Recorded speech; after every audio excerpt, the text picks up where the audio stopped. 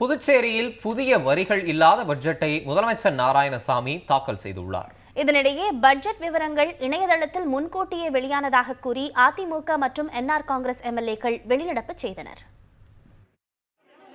புதுச்சேரி சட்டப்பேரவை கூடியதும் முதலமைச்சர் நாராயணசாமி 2016-17 ஆண்டிற்கான பட்ஜெட்டை தாக்கல் செய்வார் என பேரவைத் தலைவர் வைத்திலிங்கம் அறிவித்தார். ஆனால் பட்ஜெட் தகவல்கள் முன்கூட்டியே இணையதளத்தில் வெளியாகிவிட்டதாக கூறி எதிர்க்கட்சித் தலைவர் ரங்கசாமி, அதிமுக குழு தலைவர் அன்பழகன் ஆகியோர் கேள்வி எழுப்பினர். தொடர்ந்து அவையில் அமளி ஏற்பட்டது. அமளிக்கு இடையிலும் முதலமைச்சர் நாராயணசாமி பட்ஜெட் உரையை தொடங்கினார். இதற்கு எதிர்ப்பு தெரிவித்து எதிர்க்கட்சி உறுப்பினர்கள் வெளிநடப்பு செய்தனர்.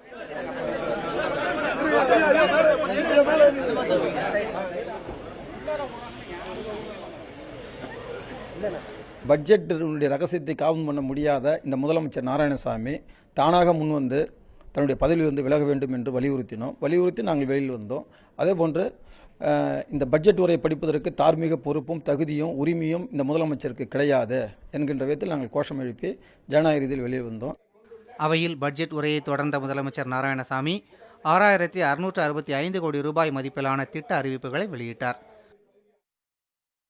புதிய சில்லறை விற்பனை மதுக்கடைகளுக்கு அனுமதி, மின் சிக்கனத்தை ஊக்குவிக்கும் விதமாக LED பல்புகளுக்கான வாட் வரி 2% குறைப்பு, புதுச்சேரியில் உள்ள தெருவிளக்குகள் அனைத்தும் LED பல்புகளாக மாற்றப்படும் என்பன உள்ளிட்டவை பட்ஜெட்டில் அறிவிக்கப்பட்டன.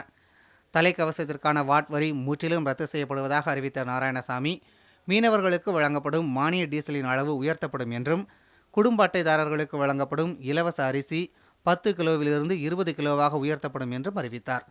15,000 ஹெக்டேர் நிலப்பரப்பிற்கு இலவச பயிர் காப்பீடு, இந்த ஆண்டிலிருந்து ஆரம்ப சுகாதார நிலையங்களில் காலை மாலை வேளைகளில் வெளிப்புற சிகிச்சை சேவை செயல்படுத்தப்படும், 1 லட்சம் மகளிருக்கு வட்டியில்லா கடனாக ரூபாய் 5,000 வழங்கப்படும், 40 வயதிற்குட்பட்ட மகளிருக்கு 3 ஆண்டுகளுக்கு ஒரு முறை இலவச முழு உடற்பரிசோதனை செய்யப்படும் என்பன போன்றவை பட்ஜெட்டில் இடம்பெற்ற முக்கிய அம்சங்களாகும்.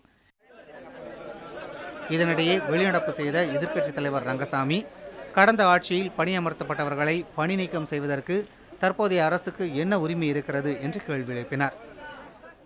கொல்லைப்புறமாக வந்த முதலமைச்சருக்கு எப்படி அப்படி கொல்லைப்புறமாக பணியில் அமர்த்தப்பட்டவர்கள் என்று கூறுகின்ற உரிமை இருக்கிறது?